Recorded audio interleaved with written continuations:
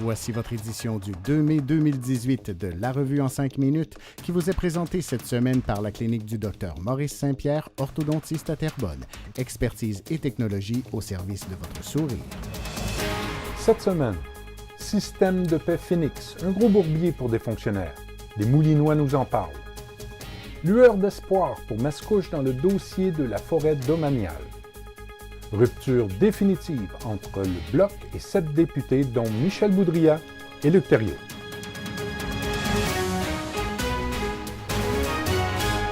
Ici Gilles Fontaine, journaliste pour La Revue. Les ratés du système de paix du gouvernement du Canada, Phoenix, sont nombreux. Des employés payant trop, d'autres pas du tout pendant plusieurs mois. Comme des milliers de fonctionnaires fédéraux, des Moulinois en subissent les contre-coups. 2 Mascouchois racontent tous les soucis entourant ces ratés. À lire en page A3. Le 23 avril, le Tribunal administratif du Québec a infirmé la décision de la Commission de protection du territoire agricole du Québec, rendue le 1er octobre 2015, laquelle décision refusait le transfert de propriété de la forêt domaniale à la ville de Mascouche. Le dossier sera donc retourné à la CPTAQ pour qu'elle procède de nouveau à l'étude du projet et qu'elle rende une nouvelle décision. Les commentaires du maire Tremblay en page A4. Lambert opticien et optométriste, bientôt 50 ans d'expérience vous attendent au cœur de Mascouche et aux Galeries Terrebonne. Les maires de Mascouche, de Terrebonne et de Repentigny, ainsi que l'Autorité régionale de transport métropolitain, se sont réunis le 26 avril à Montréal pour faire le point sur l'impact qu'aura le réseau express métropolitain, le REM, sur le service du train de l'Est. On y a discuté notamment des mesures d'atténuation instaurées pendant et après les travaux du REM. En page A7, vous y lirez quelques mesures pour les usagers du week-end. Parce que le Bloc québécois s'est désincarné de sa mission fondamentale et s'est marginalisé, les députés Michel Boudria et Luc Thériault, ainsi que leurs 5 collègues démissionnaires, confirment que les liens sont définitivement coupés et qu'un nouveau parti sera créé. Dans une déclaration tenue mardi dernier à Ottawa, le groupe parlementaire québécois affirme que le Bloc québécois que vous avez connu et auquel nous avons adhéré et consacré tant d'énergie n'existe plus.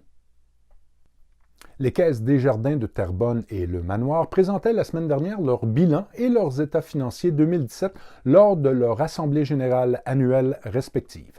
Bonne nouvelle pour les membres, des ristournes individuelles et collectives de 725 000 $ à la Caisse populaire de Terrebonne et 500 000 $ à la Caisse Le Manoir ont été établis.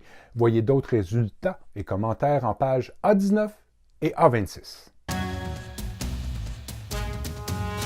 La chronique culturelle vous est présentée par la Société de développement culturel de Terrebonne qui vous invite à découvrir à l'année la Maison Belle-Île, l'Île des Moulins et le Théâtre du Vieux-Terrebonne. Benoît Brière, Luc Guérin et Martin Drainville porteront les traits de Pierre, Jean-Jacques, dans la pièce du même titre qui sera à l'affiche tout l'été au Théâtre du Vieux-Terrebonne. Entouré de 6 comédiens dont la plupart sont bien connus du public de Terrebonne, le trio sera au cœur d'une folle journée et c'est peu dire. Réservez dès maintenant votre place pour cette adaptation française d'une pièce de Ray et Michael Cooney. L'engouement se confirme. Plus de 13 000 personnes ont assisté à l'une des 4 journées de compétition de danse Bravissimo qui s'est tenue cette année au Centre Expo Terrebonne. Cette grande compétition a réuni 5 300 danseurs de tous âges, dont les danseurs de 5 écoles de danse de Terrebonne et de Mascouche. Un texte à lire en page A39. Les citoyens devront se prononcer par référendum relativement au projet de prolongement du réseau d'aqueduc municipal dans le secteur du chemin Pincourt à Mascouche. La commission scolaire des affluents accommode certains parents dans le dossier des classes préscolaires de l'école de la Seigneurie transférées à l'école aux 4 vents. Voyez les détails en page A8. Une enquête de l'équipe des crimes initiés de la police de Terrebonne a conduit à l'arrestation de 3 hommes et d'une femme pour trafic de crack à Mascouche. Margot Sellam, une mère de famille de 33 ans, serait la candidate pressentie pour le Parti libéral du Québec dans la circonscription de Terrebonne pour les prochaines élections provinciales cet automne. Des pompiers de Terrebonne relèveront le défi gratte-ciel en soutien à Louis-David Moras, âgé de 10 ans et atteint de la dystrophie musculaire. Enfin, c'est le printemps. Et si pour vous, le printemps veut dire projet à la maison, notre cahier Bonjour Printemps est votre meilleure source locale pour vous donner tout plein d'idées et de conseils judicieux pour bâtir votre petit coin de paradis pour l'été. C'était votre édition de la revue en 5 minutes du 2 mai 2018. Nous vous invitons à visiter nos pages Facebook La Revue de Terrebonne et le Trait d'Union Mag et vous y abonner pour recevoir les dernières nouvelles. Sur ce, bonne lecture et bonne semaine.